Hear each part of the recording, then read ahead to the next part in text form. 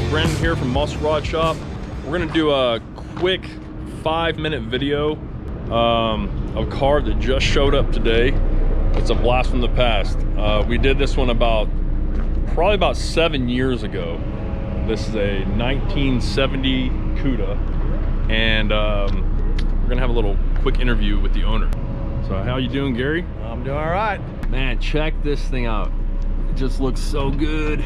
It's very, very clean. And this, how long ago was it? It's been about 7 years. 7 years. 6 or 7 years. Look at the paint on this thing. I mean, it's still, it's thing's perfect. That thing was airbrushed on there too. Just like glass. Paint just like glass. It's called Ultra Orange Pearl by House of Colors. Ultra Orange Pearl, House of Colors. Painted behind me.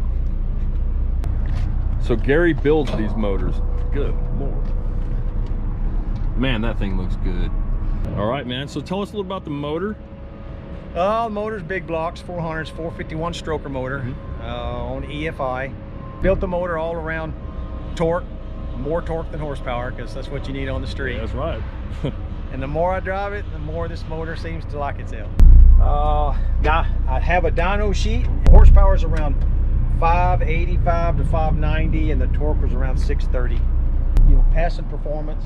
He's one of the only two in the United States that's doing, you know, Mopar 4-speed stuff. And he come up with his own design, and he engineered it and had and he builds them himself personally. So what's the right reason? Right now, waiting time's a year. Is that because you just didn't want to run a 6-speed? Yeah. Or because you got to cut out so much to put a 6-speed in? This here is just direct replacement of what's there, and it's based on the Hemi 4-speed. But it's aluminum casing, all billet stuff. Wow, so it actually bolts in the factory location for a 4-speed. Right up. You never know the difference. So he goes with the 5-speed because on a 6-speed transmission you have to cut out a lot of the transmission tunnel to get that thing in there. The 6-speeds are huge transmissions. You have to totally reconform the whole tunnel. Yeah. And I wasn't about to do that.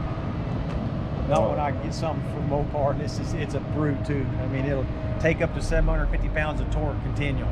God bless. So Gary, would you ever consider selling this car? I could be talked out of it with the right guy with the right money. Oh man. I could be talked out of it. I ain't pushing it, but I could be talked out. We can go to the interior here. Oh man. Hey, tell me about this gauge cluster you got going on. Okay, the gauge cluster it's a Pro Comp set made for high performance, but then the dash face and the console is all real South Texas mesquite. South Texas mesquite. That I hand formed myself. Right. Oh man, that's cool. Not bad. That looks good. And the center console also? Yep, that's all South Texas mesquite. And with all, you know, EFI, this is all part of the EFI readout that I watch all the time. Custom made one-off ball for this car. They had to get Chrysler's permission to make it. Is that right? Yeah. Oh, look at that. Cuda. Yeah, the first one made with the word Cuda in it, and this said it. So why did they have to get Chrysler's permission on that? Because they hadn't made one, they hadn't made this one yet, and so before they do, they have to get their permission on every last thing they make. Who's they? It's Speed Dog. Speed Dog. Yeah, they make custom shifting knobs, custom shifters and shifting knobs. That's interesting. So they didn't have one for Cuda, and they said, well, we're going to have to. Says we'll make one. Says it'd be the first one we've ever made. Says we've never had nobody ask for one. Says you'll have the first one. Says but we have to get Chrysler's permission. That's nuts, man. Looking good, man. This car is beautiful. Look at this paint up here. Yeah, the paint's what's killer. Wow. It's just like glass. I mean, it's still just like glass.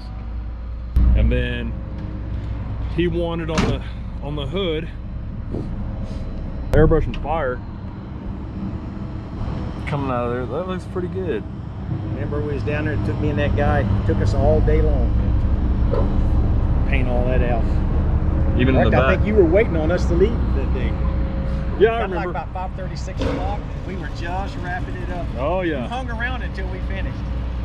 Cool. Man, this thing's pretty clean. Well, Gary, I appreciate it, man.